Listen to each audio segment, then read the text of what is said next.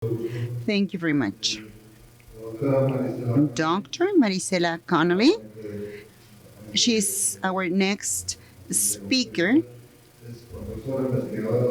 researcher, professor in Studies of Asia and Africa by the Colegio de Mexico, a PhD degree by Columbia University, New York, research in Beijing, Shanghai, Hong Kong, Taiwan, and also studies in master degree, PhD degree, about China, Asia, recent publication, a coordinator of Asian Pacific Relationships 2019, among others.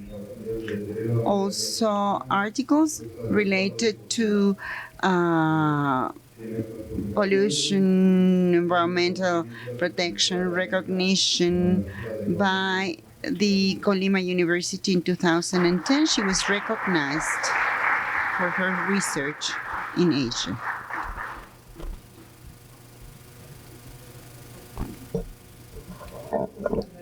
Thank you very much for the introduction.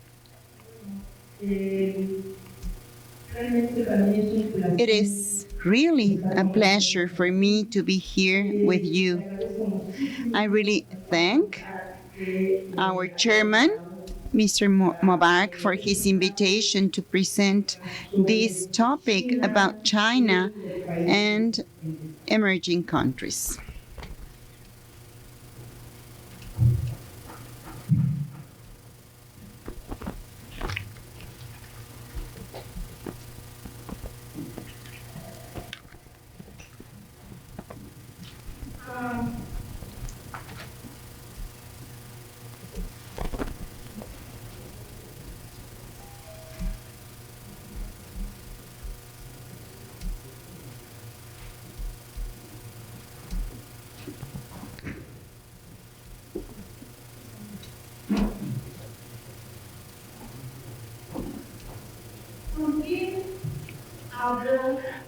Why shall we talk about the relationship of China with emerging countries? Now that we have a China that has changed a lot as years have passed by.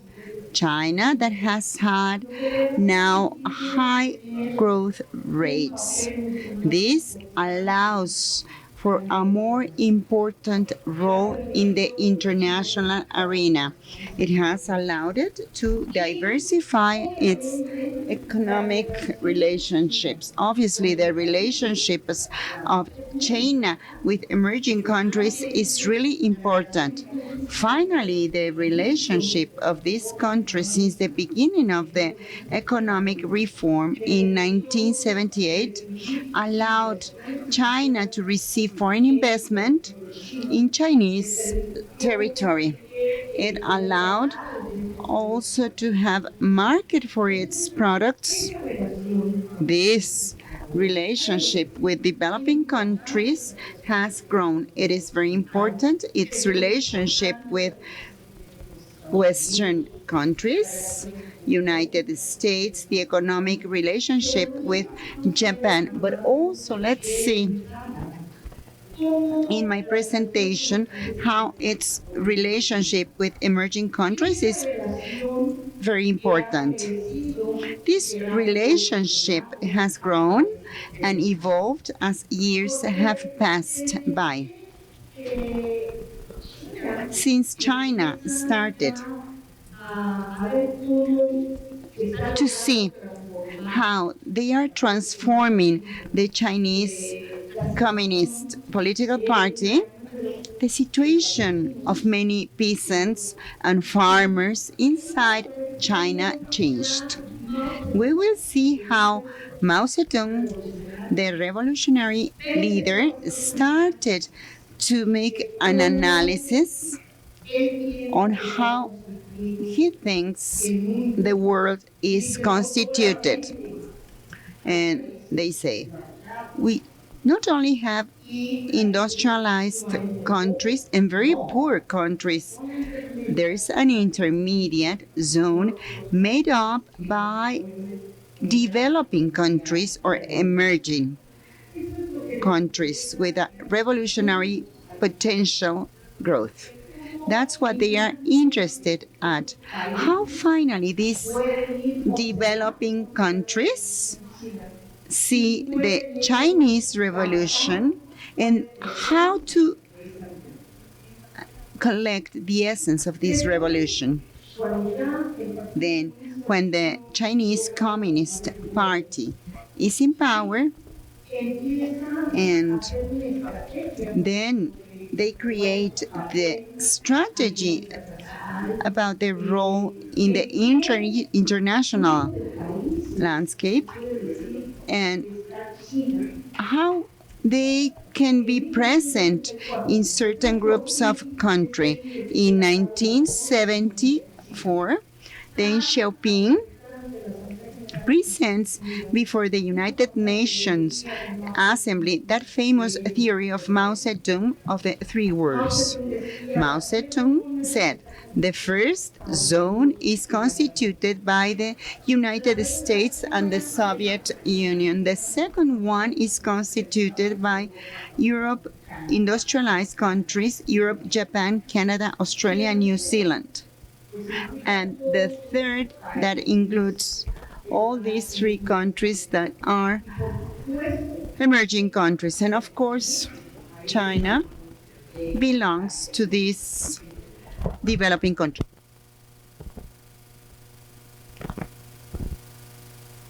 So, why it is important for China to have this relationship with developing countries? First of all, because we know that when China, the People's Republic of China is established, there is a negative trend in the United States and also Western United States following countries. So China said, we're on a single side in this bipolar world, and this is socialism, the Soviet Union. So on one hand, we will see that they have this identity of as a member of the communist bloc. But on the other hand, they are identified with these countries that during the 50s, the 60s, managed to get independent from imperialism powers in Africa and some Asian countries. And of course, all these parts of Latin America that even when they are independent countries, they depend economically from the prevailing country in the area. So China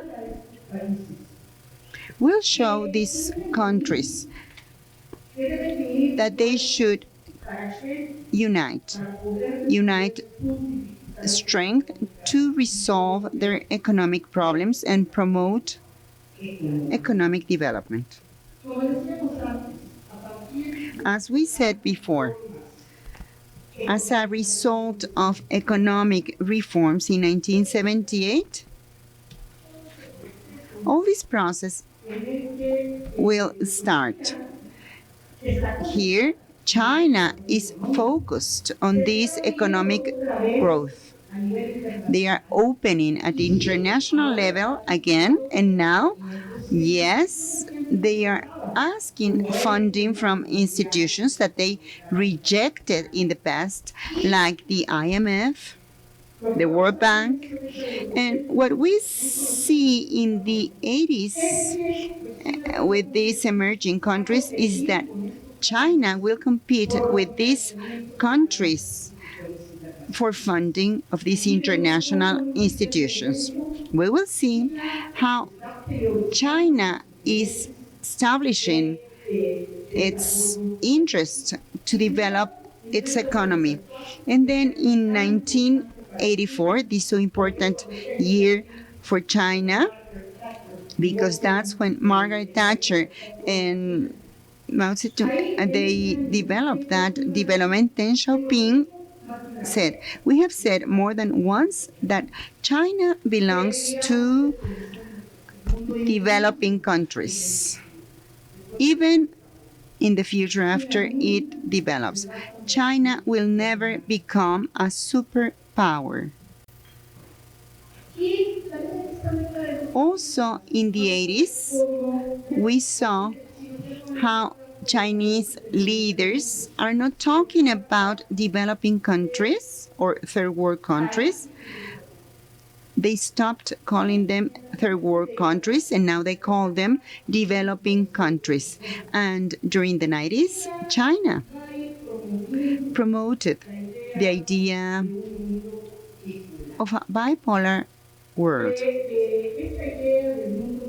The idea of this bipolar world was welcomed by leaders of developing countries. China starts fostering the idea that strengths should be joined. So the voice of these emerging countries is heard at international institutions like the United Nations, that the World Trade Organization also hears their voice, and this line was followed by China. Remember that during the 50s and 60s, China is not a member of the United Nations because they recognize the nationalist government that after the war went to Taiwan. That government will be acknowledged by most of the countries and also was inside the United Nations and the Security Council of the United Nations. That's why during the 50s and 60s, China will try with these independent countries support to displace Taiwan from the Security Council of the United Nations, so China becomes a full member. They managed to do that early in the 70s, in 1971. And the support of all these countries is going to be very important at the United Nations. Then, when China finally entered the World Trade Organization, then we saw how China tried that developing countries are on its side. So they try that policies do not affect them. And finally, the most important powers in this World Trade Organization, like European countries and the United States, do not fight only for their interests to prevail. And how China relates with the world. What does China do? Which instruments uses China to relate with the rest of the world? Since the mid-80s, China starts using strategic organizations, trying to demonstrate the importance of bilateral relationships and also multilateral organizations. China opposed to have an active participation in multilateral organizations. However, they realized that if they wanted to have regional and international presence, they need to participate actively in this kind of organizations. That's why we will see how since mid-90s, they start to organize a group which is known as the Five Shanghai Group, and then the Shanghai Cooperation Organization.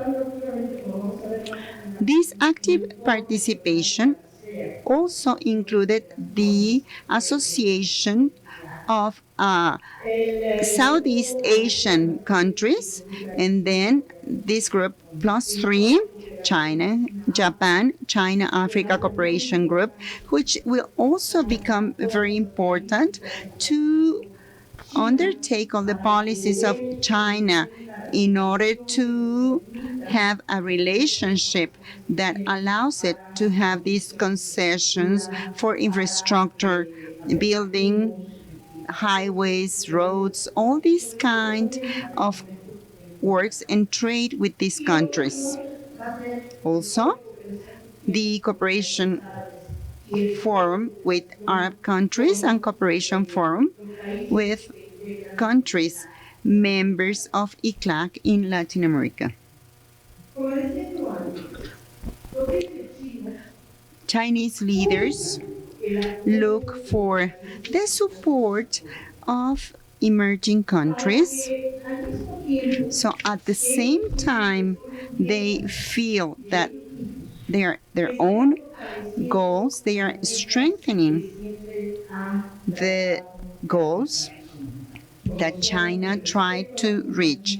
Respect to sovereignty, territory integrity, and no intervention in internal matters of countries.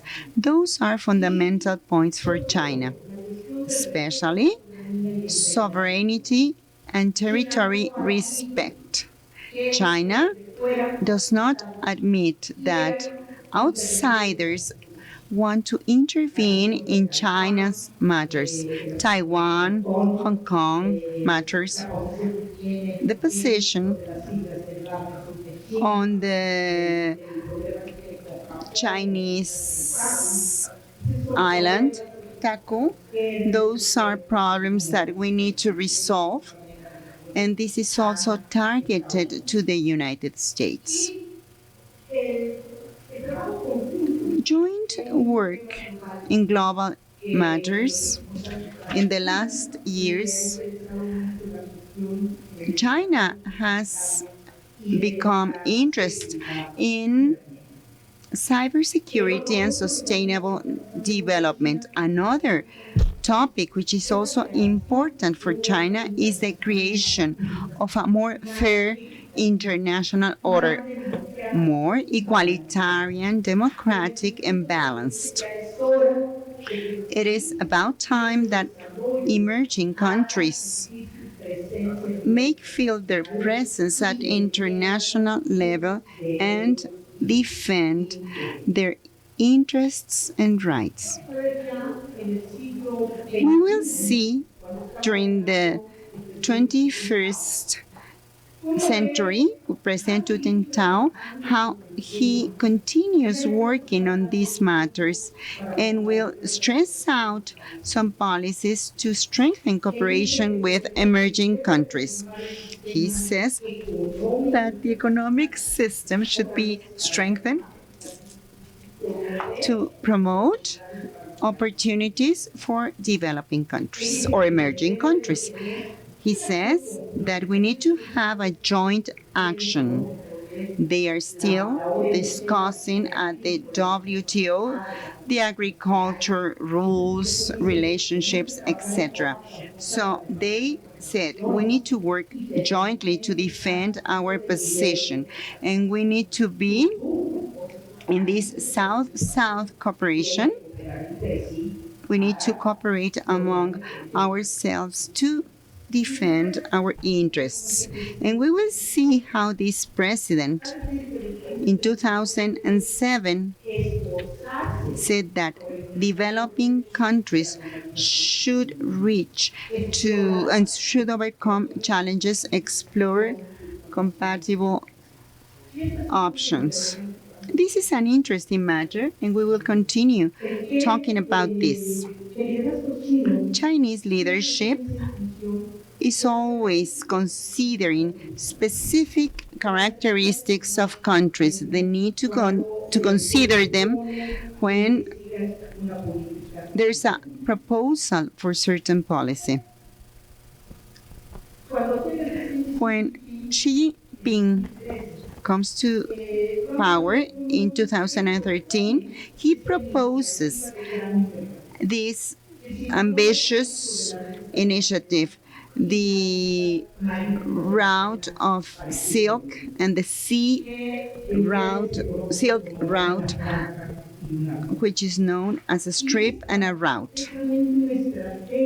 And this is a long-term strategy that has regional and global implications, that has created a new institution like the Infrastructure Asian Bank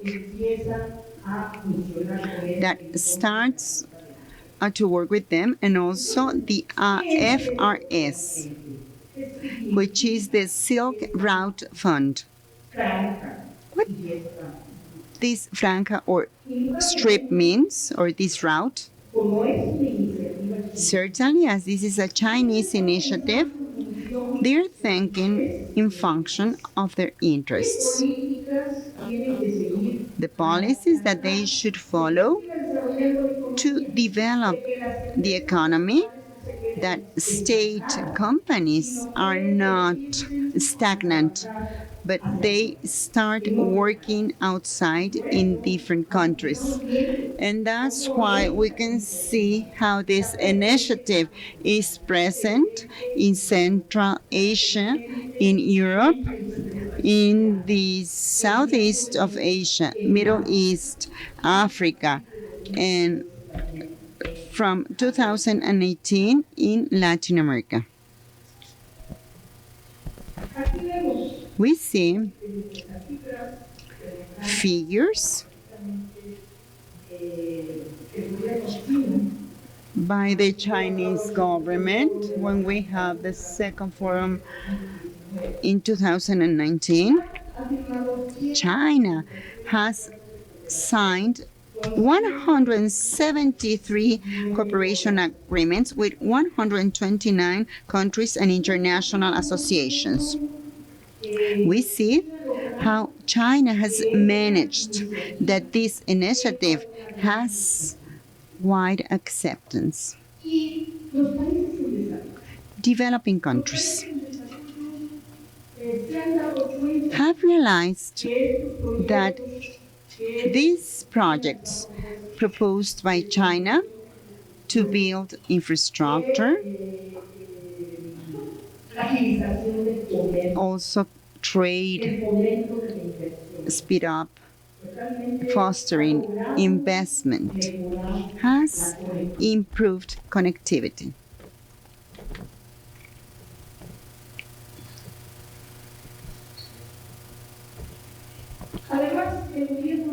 Additionally, the Chinese government, and we see this in the speeches of Xi Jinping, president, and Wang Yi, the foreign affairs minister, the strip and the route contributes to build international relationships, and also a common destination has been strengthened by Chinese strategies. These outside strategies, the countries where China is investing should also obtain benefits. Additionally, they are stressing out at international level this position. This transition period has deep changes. So we have world multi-polarization, but economic polarization is being threatened by protectionism. They say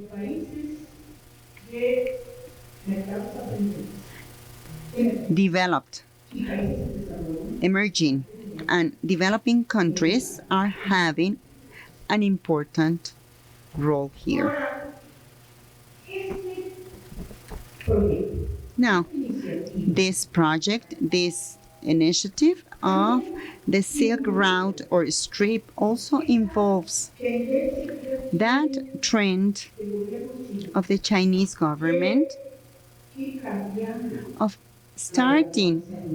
changing global governance. That's why they say with this initiative we will recover that world development model. We will see how with it we can develop with more strength the economic global development.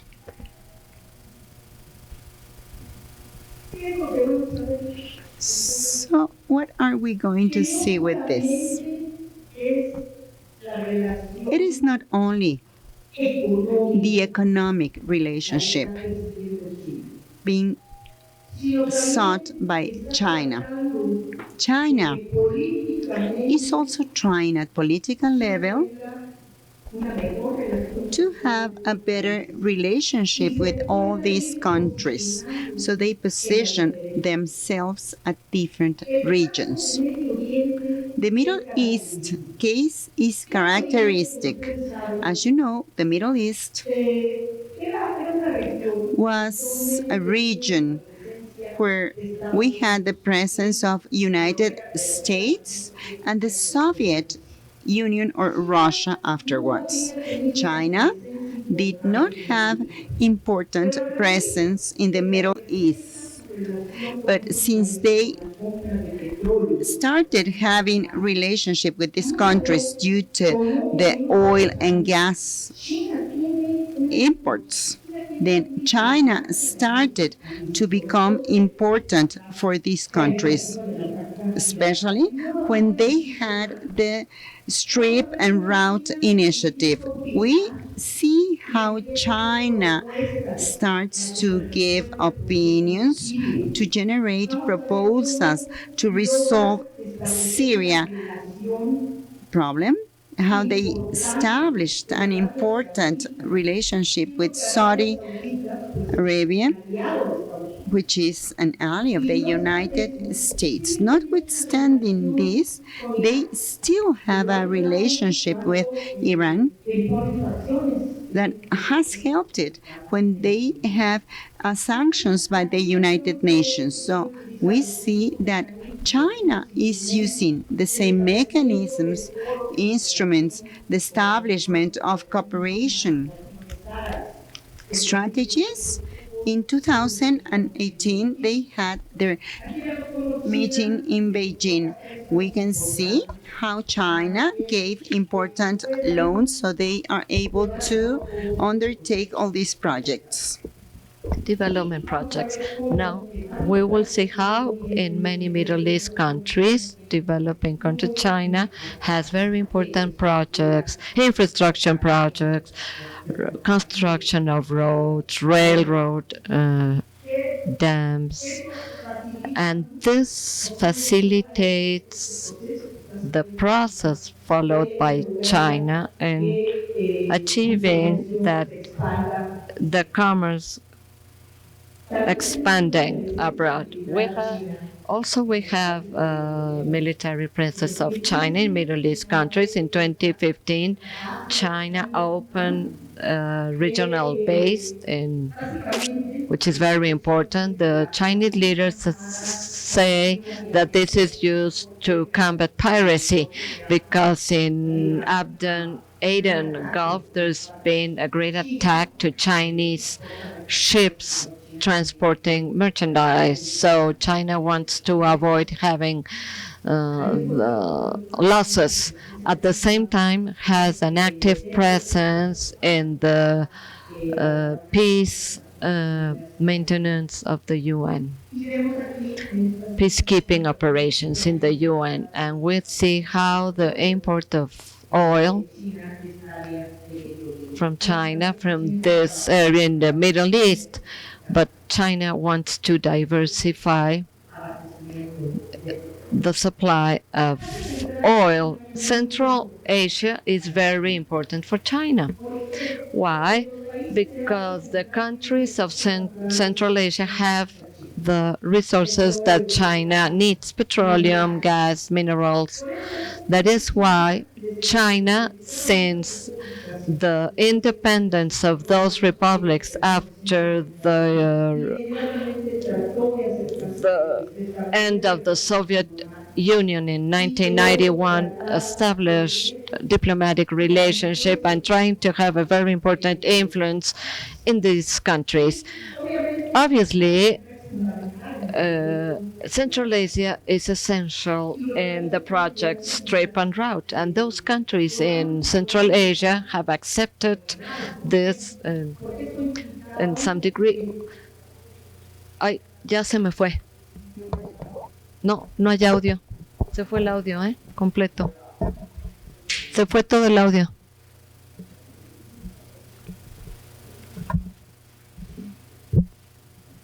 No.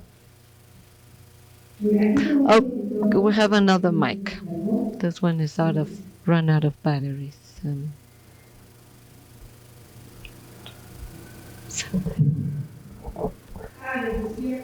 Okay, so for them it's really important the investment made by China in infrastructure, in industries, in manufacturing development. Why? Because these countries were in a very precarious situation. And so China needed to have the infrastructure that would allow him to have the resources of those countries and bringing them to China territory. Kazakhstan, Kyrgyzstan, Turkmenistan, and Uzbekistan has increasingly a closer relationship with China. Another important element is that China shares 3,300 kilometers with Kazakhstan, Kyrgyzstan, Tajikistan, and this border with Xinjiang in China, because there's a wide Muslim population. So what make China to make those countries of Central Asia and Russia. So with this organization, Russia and China have a policy that defend common interests. So this cooperation organization from Shanghai, as I said at the beginning, arose from the group of the five of Shanghai in the mid-90s. First, it was established with Russia, China, and some countries of Central Asia, but this has been institutionalized. So they not only have influence in security matters in the region, but also is within the economic growth. So we see the big influence on China in this organization, because the documents that are produced in every annual meeting, so we see the need of strengthening of the strip and the route, and to offer connectiveness between them, and this has increasingly expanded. And now, not only we have these countries, that we also have Pakistan, India, as full members of this organization. Well, India, there's some problems, because India does not share all those Chinese initiatives. So China has had a relationship that we can call conflictive on one hand and friendly on the other. Why? Because the Southeast Asian countries, when China started developing, they were really afraid that China will take markets away from them. So the Chinese government, after the crisis of 1997, made a wise decision. I'm going to support the Central Asian members, cities. I'm not going to devaluate my money, because this could get the crisis worse. So China supported those countries. So they knew that China was not their enemy, was supporting them in this critical situation that they were going through. And little by little, China integrated to the regional associations of those countries. And this is going to be very important because this will make those countries to trust more in China. It will not, so they will not see China as a threat. So when China proposed to the organization an area of free trade between those UC&CS countries, and China welcomed this. Why? Because what we have seen is that there's a chain of production between China and Southeast countries, so they strengthened their economic relationship, and China is no longer seen as an enemy in this regard. So as you can see, the free trade area was established little by little. First, the most developed countries of the area, and followed by the least developing countries. And China also tried that these cities could see that it was a very destination for tourists. And China has highlighted a lot that the students of those regions can go to China, could go to Chinese university, not to have a BA, but also master and PhD degrees. And the Chinese government has fostered the academic work in universities, has given a lot of money to universities to increase their level, also has given professors incentives, and also the ones that went to Great Britain or France or the US to study, and they realized that it is more convenient for them to go to work in a Chinese university than abroad. So they have increased the academic level in Chinese university, and those countries are sending their own students to China to study, and not only from the southeast but central area of Asia, but also from Africa. So this is very important for the Chinese government. You can see in this map all the regions that we talked about, all this area of Central Asia, the areas below of the countries that made up the southeast of Asia, and that are part of the Southeast Asia organization, and also the Middle East countries that China is increasingly influencing them. And in Latin America, China has increased the relationship with these countries.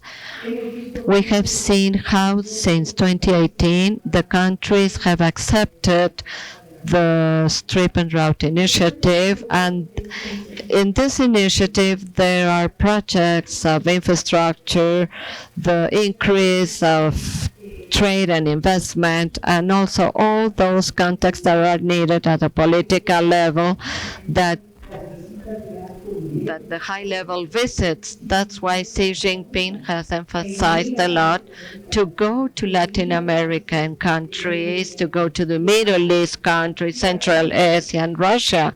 As I said before, the relationship between Russia and China is closer and closer, to make them feel that the Chinese government want to establish this close relationship with all the representatives of these countries. A high-level relationship is essential to implement the projects, to implement all the policies as well. Not only that, China has well managed its strategy in the international agencies, and also it has been able to make his voice heard in the G20 with the seat empty of the U.S. We are not inside a room, and we open up ourselves to the world because it's very important to have presence and relationship with the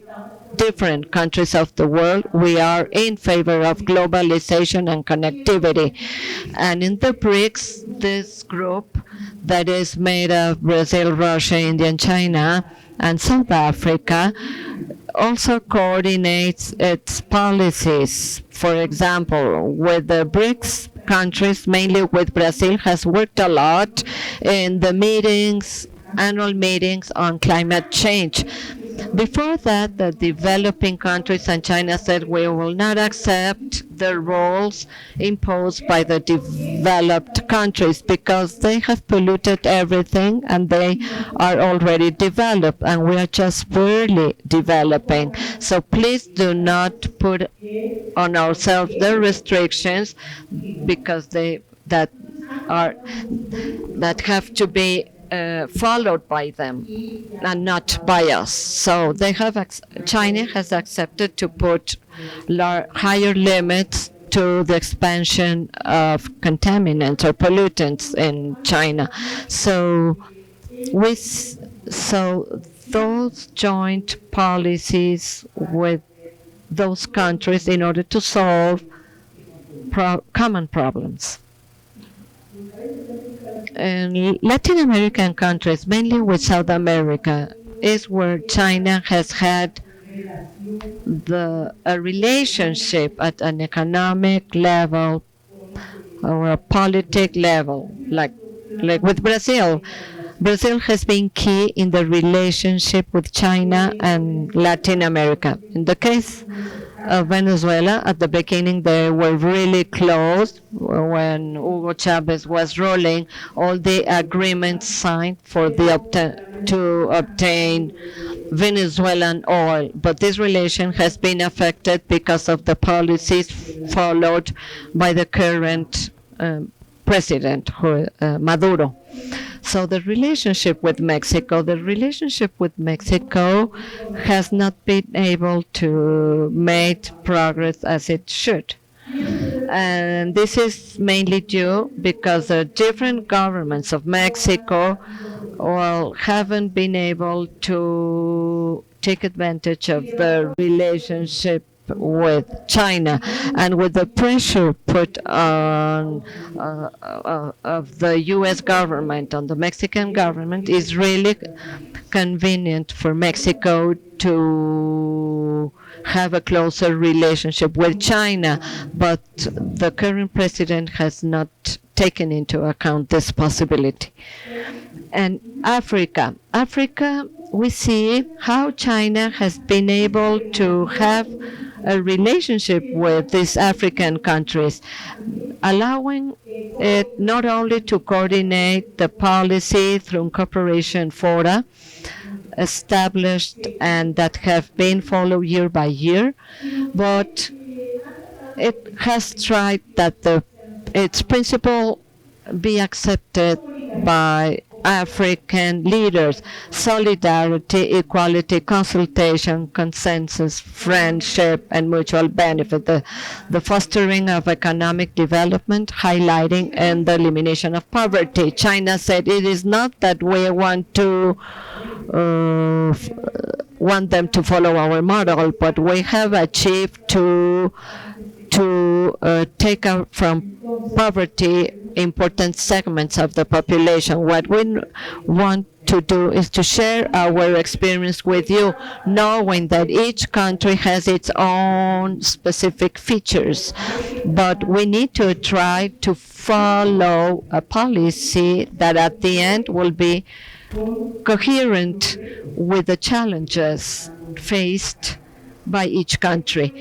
And then he highlights again the operation. Most of the countries of Africa and China have relationship, and we see how the infrastructure projects has increased a lot in African countries, and we see how there's a greater interrelation between the leadership of those countries and the leadership of China.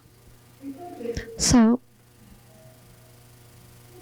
what can we conclude about this? We can say that for China, they have always, or it had always been developing countries have always been important to China. They have supported China in different stages. That is why China appreciates that those countries have supported it in the past and continue doing so. So some academics have criticized the policies followed by China. Yes, it is okay about when we talk about connectivity, infrastructure, but what are the terms behind? So those countries will have a debt with China, and China at the end will manage the projects of infrastructure like highways, railway, ports, and this is how they can pay China, like Sri Lanka. That's a typical case. They didn't have money to pay the debt, so they give in a port, so China will manage it for 99 years. And also it's been said that the Chinese companies, when they get to another country, it's very hard for them absorb the local labor. So what they feel is that they have competition from the Chinese companies, and the same thing happens with markets. The Chinese products get to markets, displacing the products that are produced locally. So everything is true. But the thing is that how all those countries negotiate with China, that these countries have a development strategy. Is it that these countries say, okay, China comes here offering investment? Yes, that's okay. But what's the plan that will be followed? In which way I will draft the plan saying that I will accept this, I will have enough money to pay for this specific period of time, but I will also establish my conditions, and a very important part of the population has to be part of this project. If these countries really have a project, if they know what they will do, if they have all the goals set, the stance of China in the Route initiative can benefit them a lot. But I reiterate, it's very important for them to have their own strategy in which all the initiative of China could be part, and that would strengthen the economic relationship. So this point is really important, because China not only reached the development level it has, even though it's true that during many decades there were up and downs in the strategy, but since the economic reform was implemented in 1978, all this process was followed, which is a steady process.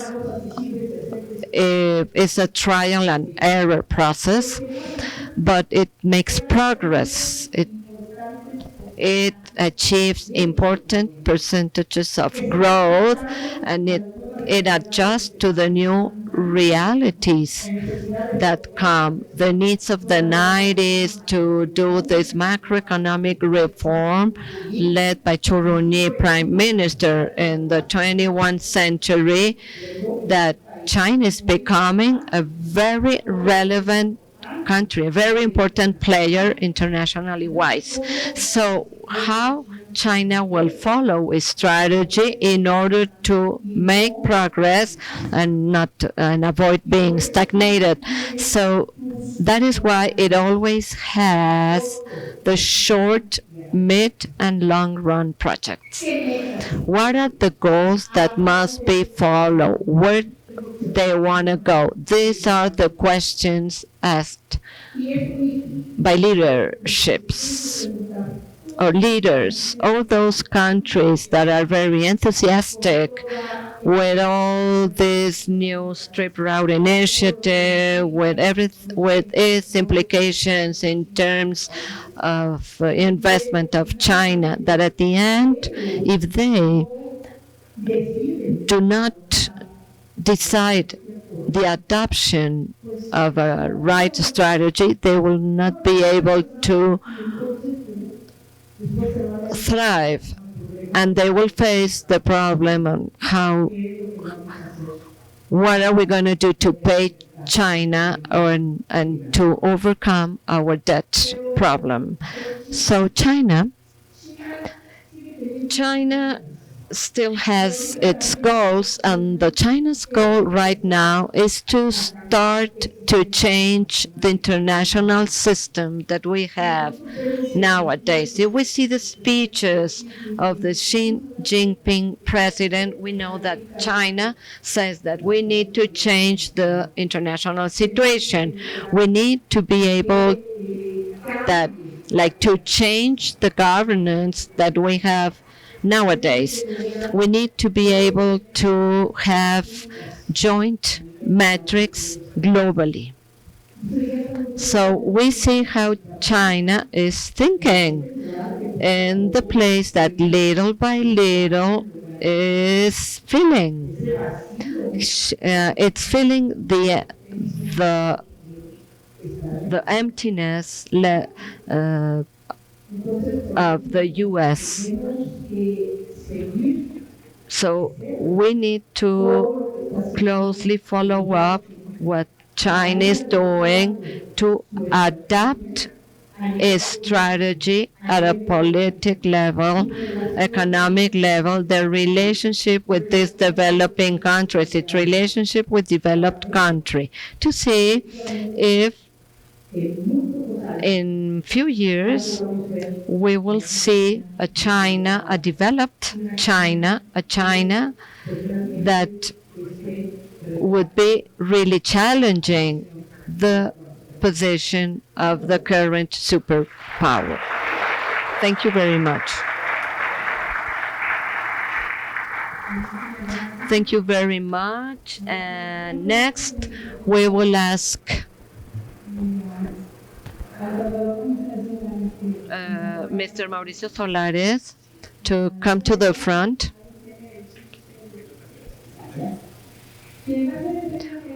Okay, this diploma will be granted. So thank you very much. Doctor, thank you very much for your presentation. As always, very clear. I would like to thank you for sharing your knowledge with the partners of this firm. On behalf of UC&CS America, I will grant this diploma to Dr. Marisela Connelly for her valuable participation as a speaker in the sixth model of global economy, hosted in Hotel El Diplomático on October 7th in Mexico City. This is signed by our colleague and President Mauricio Movara Gonzalez. Doctor, thank you very much. Well, we are going to grant her a very valuable token. Doctor, please. So we will grant her a gift, a very valuable gift that is representative of our culture and idiosyncrasy. A big round of applause for her.